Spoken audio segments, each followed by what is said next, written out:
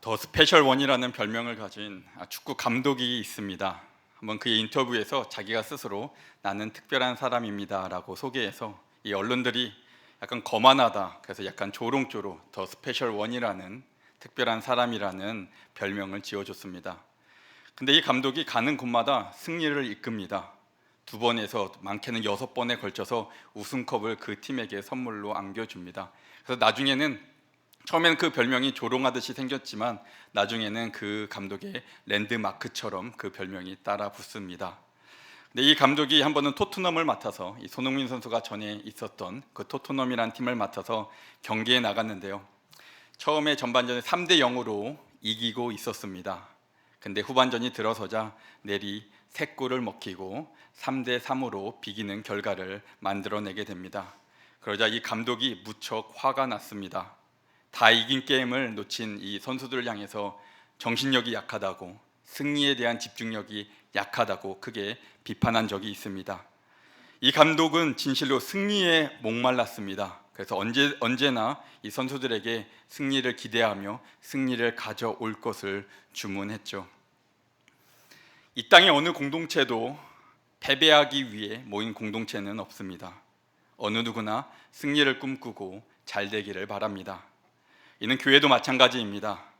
패배하는 교회가 아닌 우리 승리하는 교회를 우리는 꿈꾸고 승리하는 교회를 바라봅니다.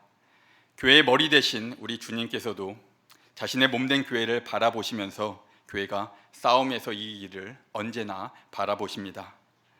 이기는 자는 내 하나님 성전의 기둥이 되게 하리니 그가 결코 다시 나가지 아니하리라. 내가 하나님의 이름과 하나님의 성 곧 하늘에서 내 하나님께로부터 내려오는 새 예루살렘의 이름과 나의 새 이름을 그의 위에 기록하리라고 하시죠. 요한계시록에서 빌라델비아 교회에게 주신 예수님의 말씀입니다. 이기는 자에게 성전의 기둥이 될 것이라고 선포하십니다. 또한 라오디게아 교회에 주신 말씀도 마찬가지인데요. 이기는 그에게는 내가 내 보좌에 함께 앉게 하여 주기를 내가 이기고 아버지 보좌에 함께 앉은 것과 같이 하리라고 말씀하십니다. 그의 성도들이 이기기를, 승리하기를 누구보다도 주님께서 원하시는 말씀들입니다. 그럼 여기에서 우리는 물어야 합니다. 도대체 교회의 승리는 무엇입니까? 이기는 것이 무엇입니까? 무엇을 하면은 우리 교회는 승리합니까? 교회가 양적으로 부흥하는 것이, 성장하는 것이 교회의 승리입니까? 아니면 정치적으로 교회가 밀어주는 집단이 정권을 잡는 것이 교회의 승리입니까? 초대교회는 이 로마의 지배 아래에 생겨났죠. 로마로부터 거의 250년간 가까이 박해를 받아옵니다. 303년이 AD 303년이 되었을 때 로마 전역에 걸쳐 대박해가 이 교회 가운데 일어났는데요. 교회를 파괴하고 성경 사본을 불태우고 예배를 금지할 뿐만 아니라 성직자를 투옥하고 로마 황자에게 희생 제사를 강요하기도 했습니다. 이때 수많은 순교가 발생하게 됐는데요. 하지만 콘스탄티누스 황제가 기독교인이 되면서 회심을 하고 기독교인이 되면서 상황은 완전히 달라지기 시작합니다. 313년 밀라노에서 칙령을 발표하게 되는데요. 그때 기독교를 합법적인 종교로 공인하게 됩니다. 더 이상의 박해는 없어졌고 빼앗겼던 교회들도 돌려받게 됩니다.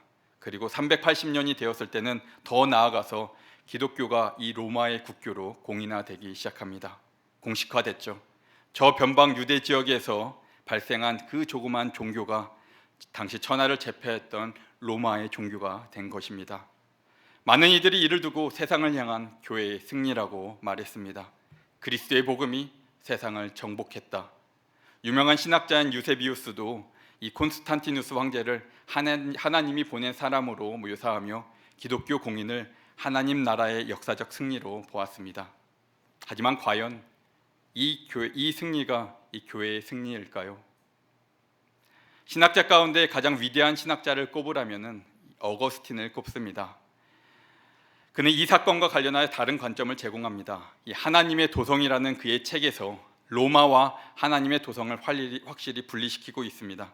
하나님의 도성은 하나님을 사랑하는 사람들의 공동체인 반면에 세속의 도성은 자기 사랑, 권력, 이익을 추구하는 인간의 제국을 의미합니다. 로마는 어느 쪽에 속할까요? 로마는 국교가 기독교가 되었을지라도 로마는 곧 하나님의 도성이 되는 것은 아닙니다. 오히려 여전히 로마는 세속의 도성입니다. 로마의 기독교 승인과 하나님 나라의 승리는 관련이 없다고 그는 새로운 관점을 제시합니다. 자크 엘로리라는 프랑스 법학자이자 사회학자이자 신학자인 사람이 있습니다. 유명한 책을 하나 썼는데요. 뒤틀려진 기독교라는 책에서 이 로마의 나오나요? 이 로마의 기독교 국교 승인에 관해서 말을 합니다. 이를 교회의 승리라고 부른 것은 속임수라고 합니다. 교회가 이긴 것처럼 보이지만 실제로는 세상이 교회를 이긴 것이고 기독교가 오히려 세상에 의해 전복된 사건이라는 해석을 내놓았습니다. 이 세 가지 크기의 그 이유를 말하는데요. 원래 복음은 가난한 자를 해방시키고 원수를 사랑하며 오히려 권력과 질서를 상대화시키는 메시지입니다. 높은 자가 낮은 자를 섬기는 것이 복음이죠. 하지만 기독교가 국가의 보호를 받으면서 국교가 되자 더 이상 세상의 질서를 흔드는 말씀이 아니라 제국의 질서의 일부가 되었고 오히려 제국의 질서를 옹호하는 방향으로 말씀이 선포됩니다. 교회가 세상을 바꾸는 것이 아니라 오히려 세상이 복음을 길들여서 자기 체제에 맞게 이 복음의 메시지를 변형시킵니다. 로마는 세계 패권 국가이며 다양한 민족들이 그 안에 함께 공존했습니다. 그런데 기독교가 국교가 되면서 수많은 이교도들과 이민족들을 포용해야 되는 책임이 있죠. 그래서 기독교인의 문턱이 굉장히 낮아지기 시작합니다. 많은 것들을 허용하기 시작했고 진정한 해심이 없어도 예수 그리스도를 믿는 그 십자가의 해심이 없는데도 불구하고 세례를 주게 됩니다. 복음의 본질이 사라지고 중생과 같은 내면의 변화 없이 그저 종교로서의 기독교의 모습을 그때부터 갖추게 됩니다. 그리고 당시 로마 군인들의 방패에는 키로라는 이 글자가 기호가 새겨져 있습니다. 그리스도를 뜻하는 헬라어의 앞글자를 따라서 딴 것인데요. 그리스도의 이름으로 그들이 전쟁에 나갑니다. 원래 십자가는 로마 제국에서 가장 비천하고 저주받은 죽음의 상징이었습니다. 하지만 콘스탄티누스 황제 이후에 십자가는 군사들의 승리를 위해 붙드는 힘의 상징이 됩니다. 그리스도의 이름으로 적군을 죽이고 그리스도의 이름으로 약탈을 하기도 하고 이 주님의 나라가 이 로마의 전쟁과 무슨 관련이 있습니까?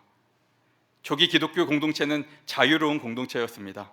하지만 국교화 이후 교회는 권위적인 제도와 교리 체계로 사람들을 올가매기 시작합니다. 사랑과 자유 대신에 법과 규율이 앞선 교회로 변모합니다. 교회 건물이 화려해졌고 복음의 진리를 이 화려한 건물과 체계적인 규율 안에 가두기 시작합니다. 한국어로 이 책의 제목이 뒤틀려진 기독교인데요. 처음 예수님이 세우고자 하신 복음의 공동체로부터 지금의 교회들이 얼마만큼 벗어나 있는지 낱낱이 고하는 책입니다. 기독교가 뒤틀려졌다는 표현이 꽤 도전적이고 비판적이죠. 이 책 색깔도 빨간색입니다. 굉장히 도전적인 책이죠. 하지만 사실 좀 이는 약하게 번역된 부분이 있습니다. 원래는 The Subversion of Christianity인데 기독교의 엎어짐, 기독교의 전복이라는 뜻을 가지고 있습니다. 뒤틀린 게 아니고 뒤집어졌다라는 것이죠. 복음은 세상을 뒤집는 능력이 있습니다. 그런데 반대로 세상에 의해 이 복음이 뒤집힌 것입니다. 정치와 결탁하여 기득권을 유지하는 이데올로기가 되거나 그저 세속적인 종교 중의 하나로 된 것입니다. 그것이 중세시대 교회의 부패로 이어지죠. 중세시대 교회는 엄청난 부가 있었습니다. 유럽 전역에서 교회와 수도원은 엄청난 토지를 소유했고 교회의 외관은 화려하게 건축됩니다. 한 번은 이 교황이 가난한 자들과 함께 사역했던 이 프란치스코라는 사제를 로마로 초청합니다. 그리고 화려하게 장식된 이 성 베드로 대성당과 교회의 재물 권세를 보여주며 이렇게 자랑을 했다고 합니다. 이제 교회는 베드로가 가난하다고 말하던 시절처럼 은가금은 내게 없거니와 라고 하지 않아도 됩니다. 보십시오, 이 교회의 영광을. 그러자 프란치스코 사제가 이렇게 대답했다고 합니다. 그렇네요. 그런데 이제 베드로가 말하던 일어나 걸으라는 말도 하지 못하게 되었습니다. 이 베드로와 요한이 기도하러 갈 때 한 이 안진뱅이 거지가 돈이나 음식을 달라고 구걸을 한 적이 있습니다. 그때 베드로가 이렇게 말했죠. 은과 금은 내게 없거니와 내게 있는 것 이것을 내게 주노니 나사렛 예수 그리스도의 이름으로 일어나 걸으라. 교회가 부유해지면서 그리스도의 이름을 잃어버렸다고 비판한 것입니다. 세속의 부와 영광을 갖고 복음의 능력을 잃어버린 것이죠. 기독교가 이 국교가 된 것이 교회의 승리입니까?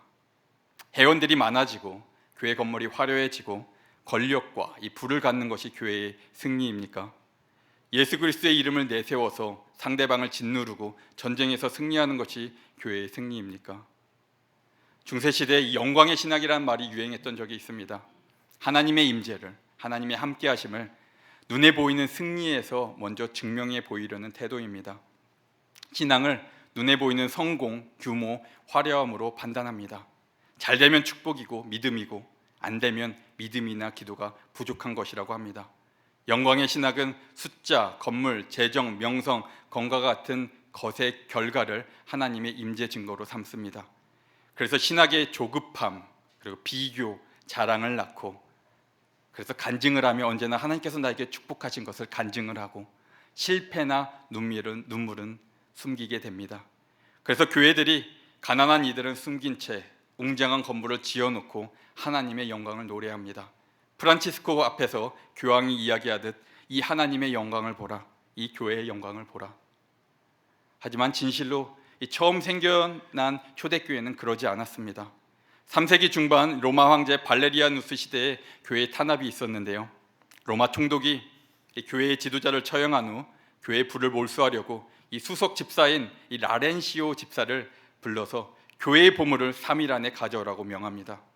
그때 라렌시오는 3일 동안 교회가 가진 모든 재산을 다 팔아서 가난한 자, 병든 자, 고아, 가부에게 나눠주었고 3일 뒤에 이 가난한 이들을 데리고 이 총독 앞에 데리고 갑니다. 그리고 이렇게 이야기하죠. 이들이야말로 교회의 보물입니다. 총독은 분노하였고 라렌시오는 그 자리에서 순교를 당합니다. 우리의 본성은, 인간의 본성은 이 땅의 재물에 취해서 신앙인들마저도 그것으로 하나님을 제단하려고 합니다. 사실 세상의 부귀와 권력과 명예는 사단이 예수님 앞에 가져다 놓고서 예수님을 유혹하려고 했던 것입니다. 자신에게 절을 하면 이 모든 것을 다 주겠다고 했죠.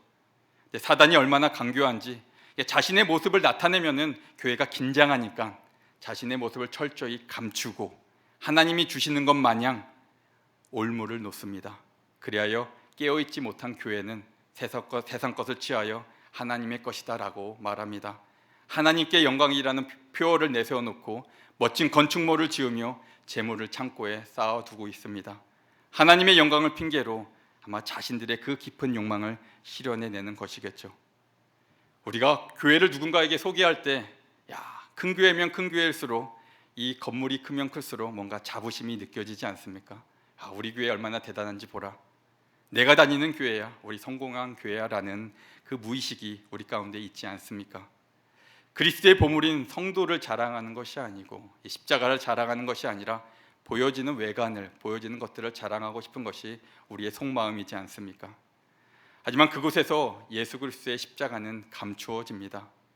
아니면 십자가를 전쟁의 승리를 위한 도구로 바꾸어 사용했던 것처럼 아마 십자가를 왜곡해서 소개하겠죠.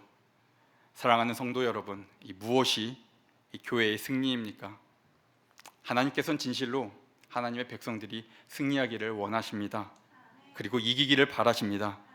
하지만 정작 교회인 우리가 이 승리가 무엇인지 알지 못한다면 주님께서 바라보시는 곳과는 전혀 다른 곳을 걸어가고 있을 것입니다. 무엇이 교회의 승리입니까? 이 질문에 답하기 위해서 우리는 교회의 정체성, 즉 교회의 DNA를 깊이 아는 것이 정말로 중요합니다. 교회의 주인은 예수님이십니다. 우리가 교회의 승리를 이야기하는 이유는 예수님께서 이미 승리하셨기 때문입니다. 예수님께서 사단과 죽음의 권세를 이기셨는데 이기실 때 예수님이 무엇으로 예수님이 그 권세들을 이기셨습니까? 12군단도 더 되는 천군 천사들을 동원하셔서 이 압도적인 힘으로 악의 세력을 무력화시키셨습니까? 바다를 잠재우는 창조주의 능력을 내세워서 사람들을 굴복시키셨습니까? 아니죠. 예수님께서 이기신 것은 기적과 힘의 논리가 아니라 십자가로 세상을 이기셨습니다. 예수님은 십자가로 이기셨습니다.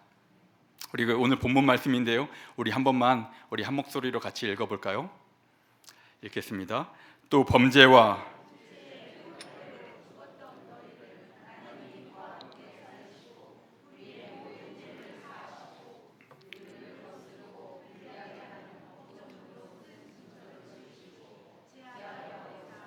십자가에 못 박으시고 통치자들과 권세들을 무력화하여 드러내어 구경거리로 삼으시고 십자가로 그들을 이기셨느니라. 아멘. 십자가가 본래 무엇을 의미하는지 아십니까? 십자가는 당시 로마의 최고 형벌입니다. 반역자나 심각한 죄를 저지른 죄인들을 향한 잔인하고 치욕스러운 공개 처형 방식입니다. 십자가는 패배와 저주의 상징으로 사람들이 잘 보이는 곳에 세워집니다.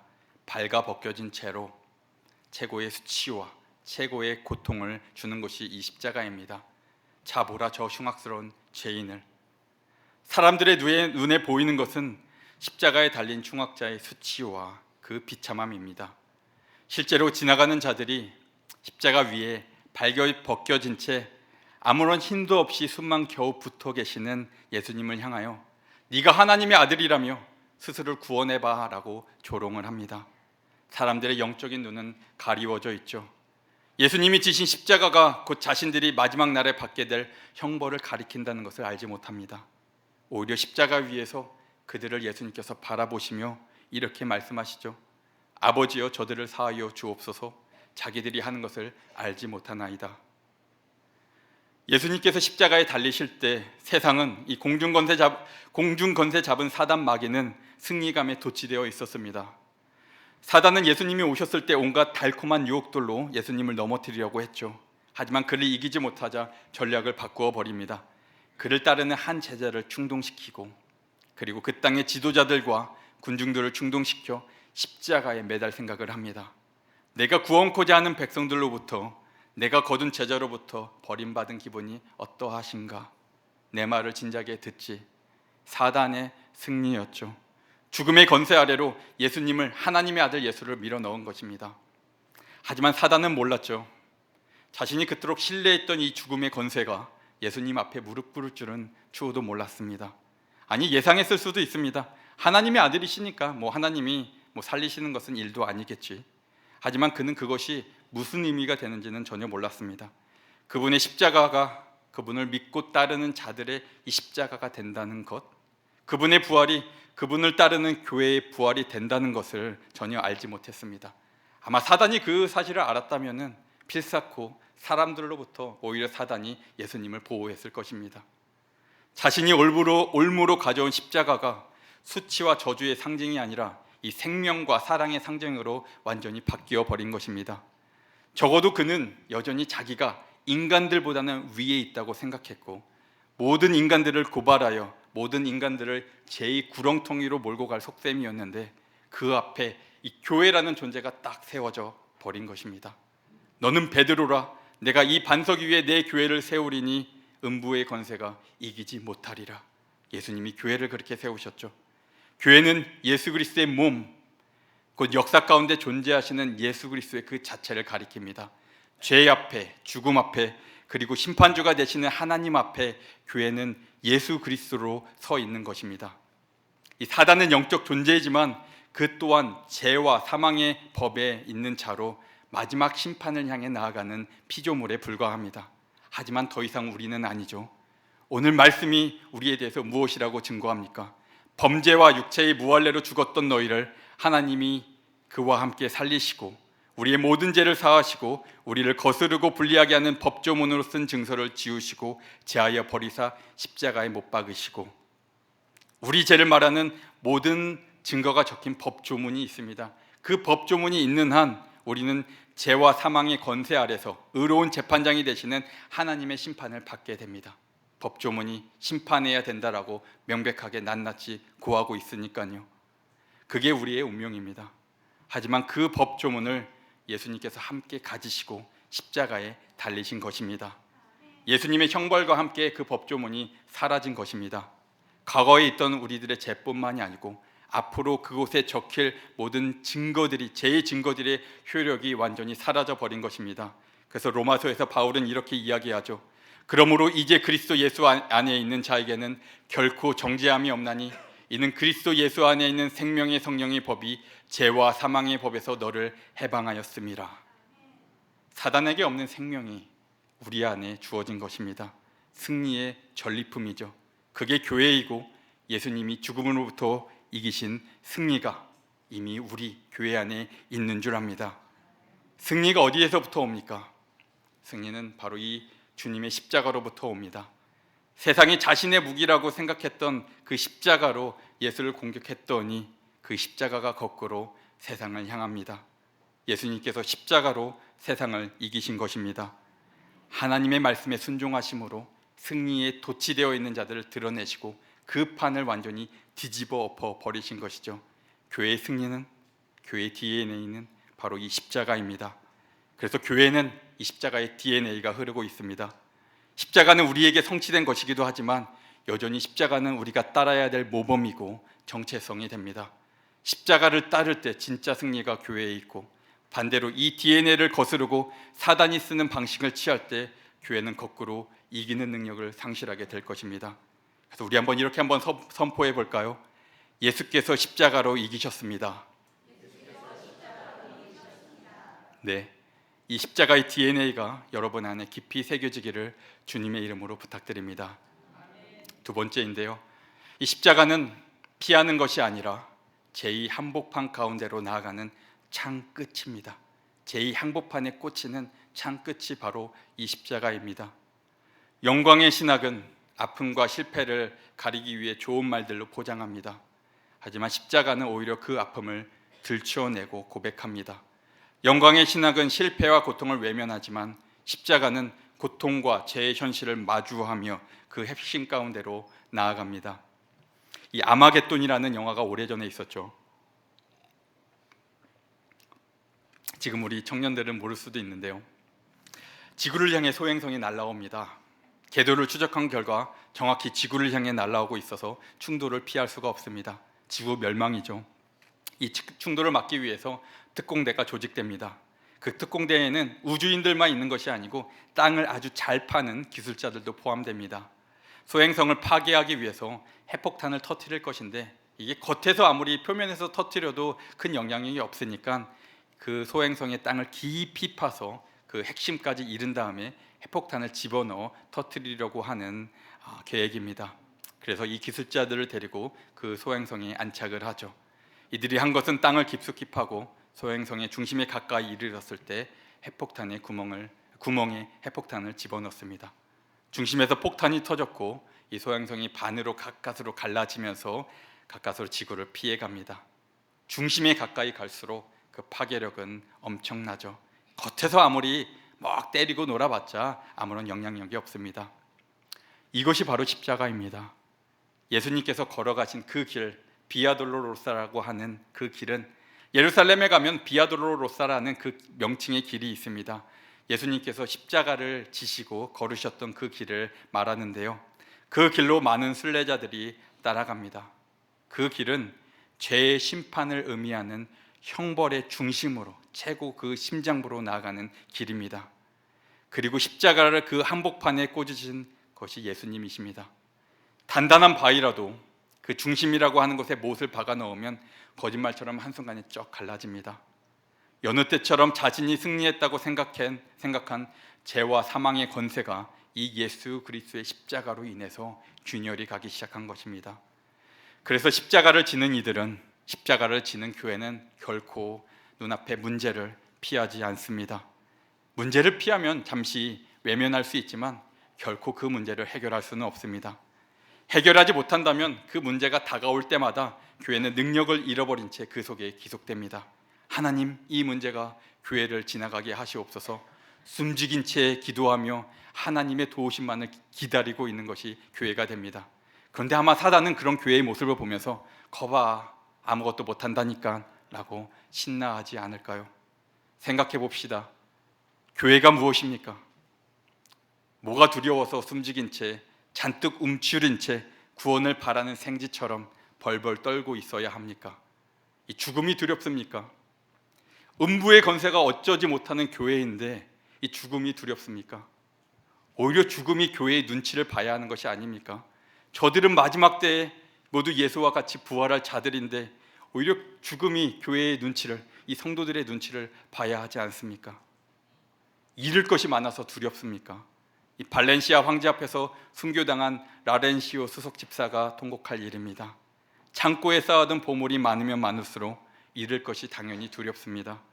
하늘에 쌓지 않고 내 창고에 자꾸 저장해 두니까 교회가 잃을 것이 두려워지는 것이 아닙니까?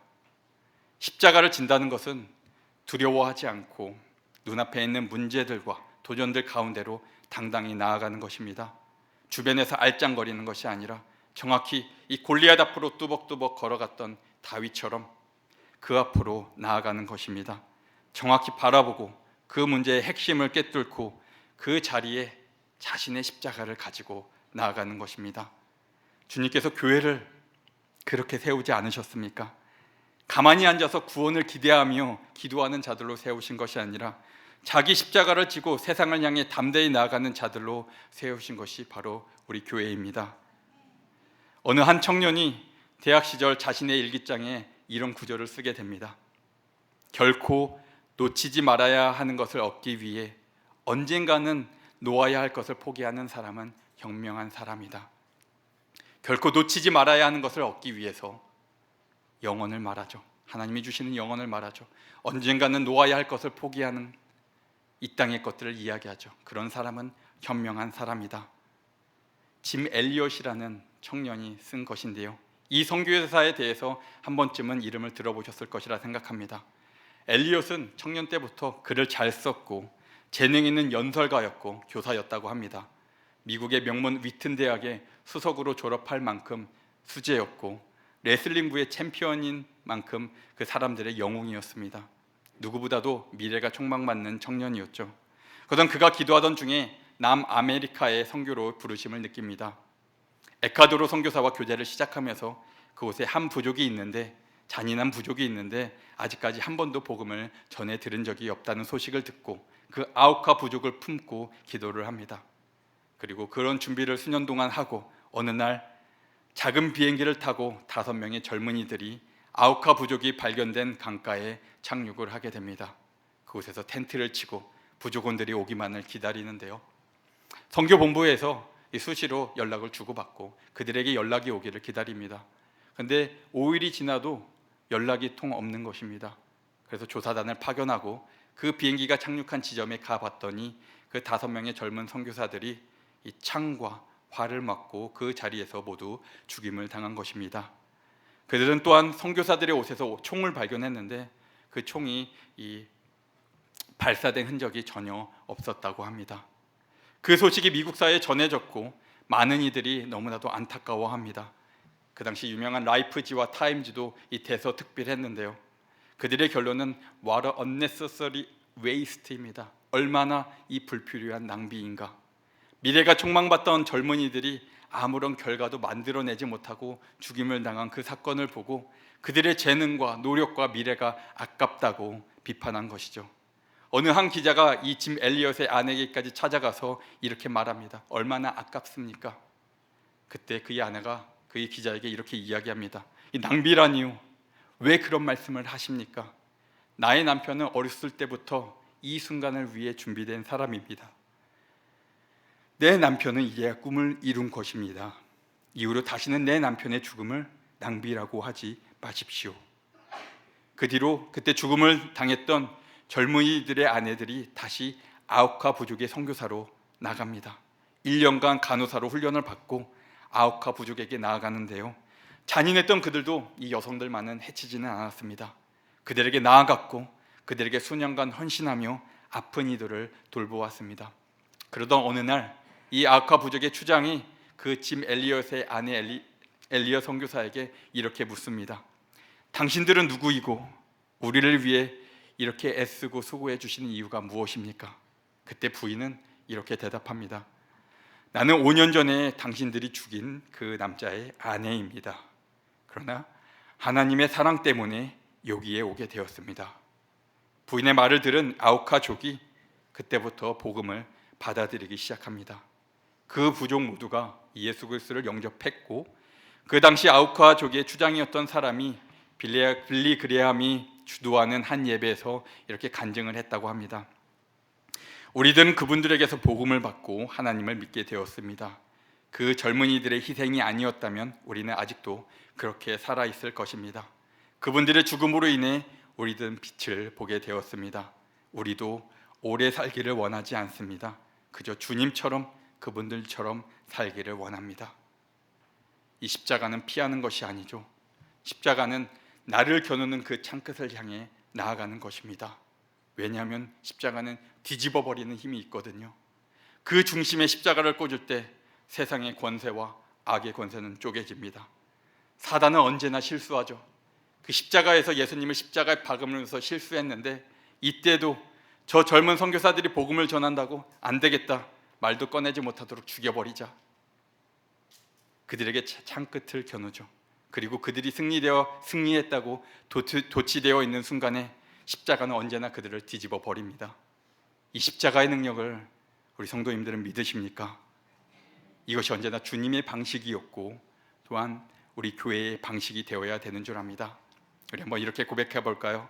도망가지 맙시다. 도망가지 맙시다. 마지막은 십자가로 나아가실 때 예수님께서 가지고 가셨던 최고의 무기가 있습니다. 예수님의 최고의 무기는 바로 그분의 순전함입니다.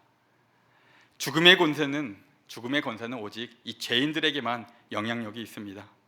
우리의 법 조문에는 우리의 죄들이 빼곡히 적혀 있죠.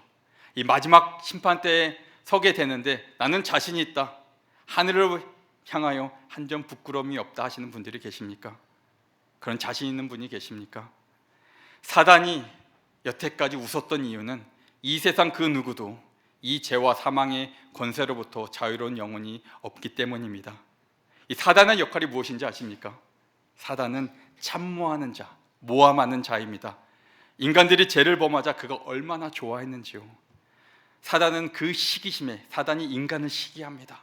그 시기심에 바로 모함이 들어갑니다.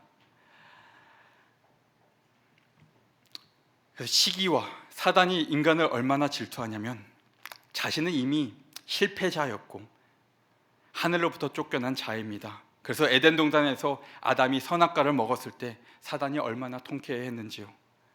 그래서 시기와 질투와 고발은 이 사단의 아이덴티티가 됩니다. 하나님께서 이루신 일들을 보고 그것이 실패하기를 이 사단이 얼마나 학수고대하는지요. 하나님께서 한 번은 욥을 칭찬하셨던 적이 있습니다. 사단을 보고 너 내 종 욥을 보았느냐? 근데 이 사단이 바로 이 시기심에 있으면 누군가 칭찬하면 막 질투가 올라오죠. 그 시기심에 바로 모함이 들어갑니다. 하나님이 축복하시니까 욥이 그런 것이 아닙니까? 그러니까 욥이 하나님을 경외하는 것이 아닙니까? 사단의 목표는 욥을 무너뜨리는 것입니다. 그 입술로 하나님을 대적하게 만드는 것이죠. 축복을 빼앗아 가보십시오. 욥이 반드시 하나님을 저주할 것입니다. 원래 이 사단의 역할이 하늘에서 예배자였습니다. 근데 그는 교만하였고 이제 그는 하늘에서 쫓겨난 채 대적자로 서 있습니다. 그래서 사단이 제일 싫어하는 것이 무엇인지 아십니까? 하나님이 만드신 인간들이 하나님을 예배하는 것입니다. 원래 그 자리는 자기 것이었는데요, 다른 자가 그 자리를 차지하고 예배하는 모습을 얼마나 안타까워하고 시기하고 질투하겠습니까? 그래서 사단은 우는 사자와 같이 두루다니며 삼킬 자를 찾나니, 지금도 이 자리에도, 이 예배의 순간에도 사단은 불신의 씨앗을 우리에게 심겨주고 어떻게든 한 사람이라도 이 예배로부터, 하나님으로부터 멀어지게 하려고 애쓰는 자입니다. 이 사단의 최고의 무기가 무엇인지 아십니까? 죄와 사망의 권세입니다. 사실은 자기의 것도 아닙니다. 왜냐하면 자신도 그 권세 아래에 있거든요. 자신도 죄인이고 자신도 심판 아래에 있거든요. 단지 그것을 이용하여 모든 인간을 하나님의 예배자가 아닌 그 죽음의 권세로 데려가는 것이 그의 목적입니다. 오늘 말씀은 이 통치자들과 권세들을 무력화하여 드러내어 구경거리로 삼으시고 라고 합니다. 사단이 가장 많이 쓰는 방법은 고발장이라고 했죠. 하나님의 심판 때에 모든 인간을 고발하는 것입니다. 의로운 재판장이신 하나님께서 죄인을 처벌할 때를, 그때를 기다리고 있는 자입니다. 그런데 그가 실수를 범합니다. 예수님의 고발장에는 아무런 내용도 없는데 그분을 십자가에 세워버립니다. 이것이 사단에게, 그리고 죄와 사망의 권세에게 얼마나 큰 치명타가 되는지 아십니까? 죄와 사망의 권세가 이 예수님 앞에서 완전히 뒤집어 버립니다. 법정에서 살인죄로 사형을 선고받았던 이가 있는데, 근데 조금 지나자 그가 무죄로 밝혀집니다. 그러면 그 판사와 검사와 재판장은 완전히 뒤집어 버립니다. 그 권위가 땅에 떨어지고 웃음거리가 되겠죠. 그리고 그들은 책임을 져야 합니다. 통치자들과 권세들을 무력화하여 드러내어 구경거리로 하나님께서 삼으신 것입니다. 그렇기 때문에 십자가로 나아가시는 주님의 큰 무기는 그분의 순전함입니다. 제 유혹에 굴복하지 않고 그분에게 주어진 시간을, 그 발걸음마다 하나님의 말씀에 순종함으로 나아가셨던 주님의 순전함이셨습니다. 죄 없는 자를 심판했으니 책임을 져야 하죠. 그들의 강력한 무기가 이제 예수님 앞에서는 아무 말도 하지 못하게 되는 것입니다. 완전히 웃음거리가 된 것이죠.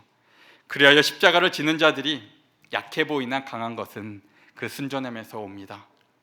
어느 누구가 자신이 십자가를 진다고 나아가는데 맨날 화내고 분을 품고 억지로 나아가고 사람들 책망만 한다면 그곳에 무슨 능력이 있겠습니까?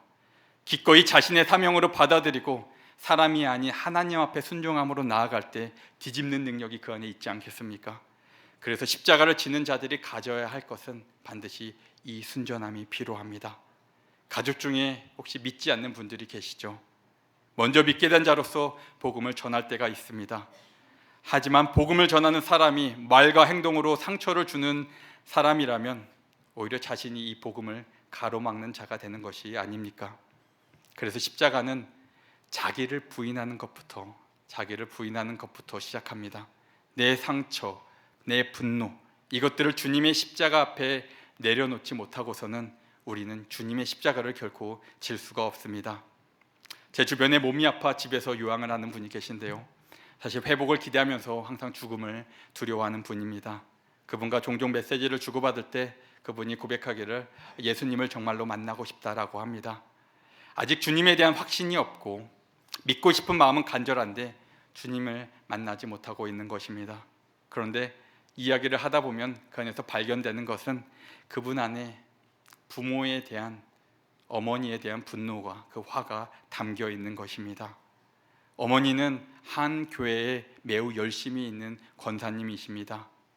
하지만 언제나 가족은 이 단추가 잘못 껴지기 시작하면은 서로에게 상처를 주고받게 되죠. 오랜 투병 생활에 지치셨던지 다른 이유가 있던 것인지 어머니로부터 학대 비슷한 것을 이분이 느끼면서 이분은 어머니에 대한 큰 상처를 가지고 있습니다.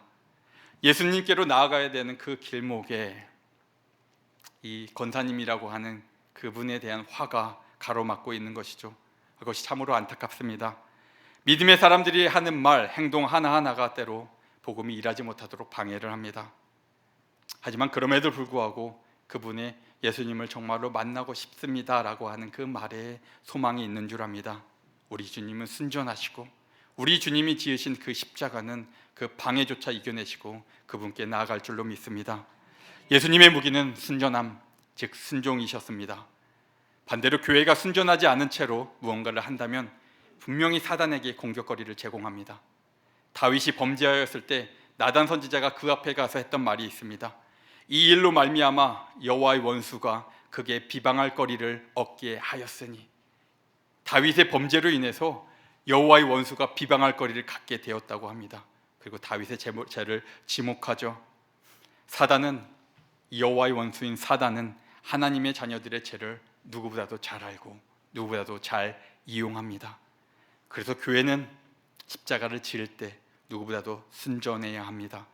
보라, 내가 너희를 보냄이 양을 이리 가운데로 보냄과 같도다. 그러므로 너희는 뱀같이 지혜롭고 비둘기같이 순결하라. 주님의 말씀입니다. 예수님께서 그러하셨던 것처럼 이 순전함이 곧 우리가 가진 최고의 무기가 될 줄로 압니다. 그래서 십자가를 지는 자들은 반드시 주님의 십자가 앞에 세상을 향한 우리의 정과 우리의 욕심, 우리의 깊은 상처까지 내려놓아야 되는 줄 압니다. 그래서 언제나 주님의 십자가가 날마다 주님의 백성들에게 필요한 이유가 여기에 있습니다. 우리가 스스로 순전해질 수 있는 능력이 없기 때문에 날마다 주님의 십자가를 붙들어야 하는 이유가 여기에 있습니다. 여러분, 누가 세상을 이기는 자입니까? 내 스스로를 의지하는 자가 아니라 주님을 의지하고 주님의 십자가에 나를 못 박고 주님과 함께 이 십자가를 지고 세상에 나아가는 자들이 아닙니까?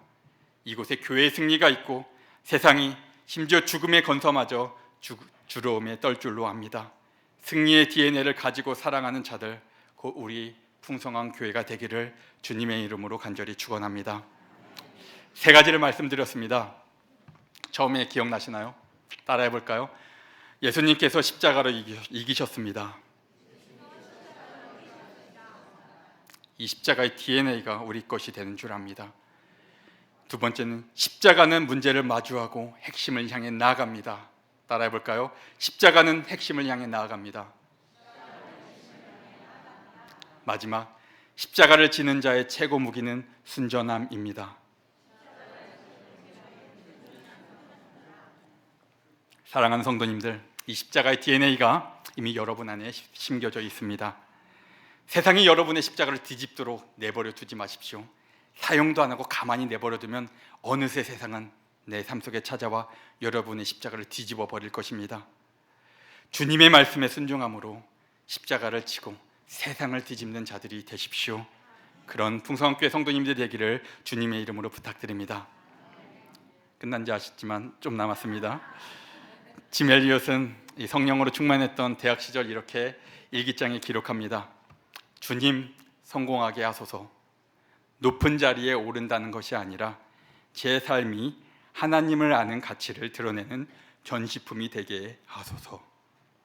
하나님, 제가 감히 하나님께 기도합니다. 이 부족한 나의 나무 토막 같은 인생에 주여 불을 붙여 주소서. 제가 주를 위해 탈 수 있도록 나의 삶을 주께서 소멸시키십시오. 이 몸은 주의 것입니다. 나는 오래 사는 것을 원치 않습니다. 완전하고 풍성한 삶을 원합니다. 바로 주님과 같이 이 전능자의 그늘 아래에서 풍성한 삶을 살기를 원했던 짐 엘리엇의 이 청년 때의 기도입니다. 이 기도문이 여기 앉아있는 우리 자녀들, 학생들, 또한 청년들, 우리 성도님들의 기도가 되기를 소망해 봅니다. 이번 주에 제 쇼츠 알고리즘에 한 영상이 뜹니다. 한 영상이 떴는데요, 무심코 지켜보게 됐는데 학교 CCTV에 찍힌 장면들을 누가 모아서 올린 것입니다. 웬 이상한 아저씨가 아무도 없는 허공에 손을 내밀며 뭐라고 중얼거립니다. 미친 사람인가? 그렇게 생각했죠. 그런데 강당에도 식당에도 교실에도 복도에도 돌아다니면서 손을 뻗고 뭐라고 합니다.